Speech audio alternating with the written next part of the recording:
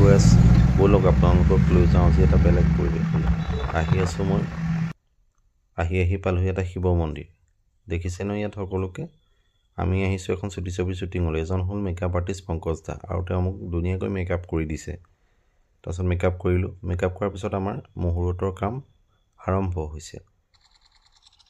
প্ৰাঞ্জলে ধূপ জ্বলাইছে আৰু এজন আমাৰ ককাইদেউ আছিলে তেখেতৰ নামো পালোঁ তেওঁ নাৰিকল ভাঙি মুহূৰ্তৰ কাম শেষ কৰিছে আৰু আমি সকলোৱে সেৱা ল'লোঁ সেৱা লৈ পেলাই স্ক্ৰিপ্টটো ল'লোঁ লৈ পেলাই আমি সকলোৱে মিলি চাহ খালোঁ চাহ খাই ওলাই দিলোঁ শ্বুটিঙৰ লোকেশ্যনলৈ বুলি গৈ আছোঁ বাটকুৰিবাই হাতত বেগ চেক লৈ ইফালে ৰ'দ তাৰপিছতে আমাৰ শ্বুটিং আৰম্ভ হ'ল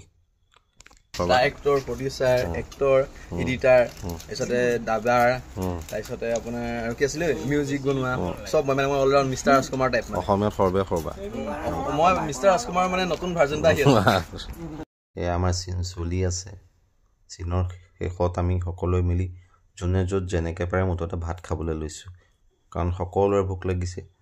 শ্বুটিং যথেষ্ট আমাৰ পলম হৈ গ'ল ভাত খোৱাও দেৰি হৈ গ'ল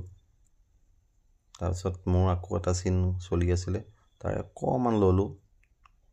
তাৰপিছত আমাৰ শ্বুটিং কৰোঁতে ৰাতি হৈ গ'ল আৰু আজিলৈ আমাৰ পেক আপ হৈ গ'ল বাই বাই আকৌ লগ পাম নতুন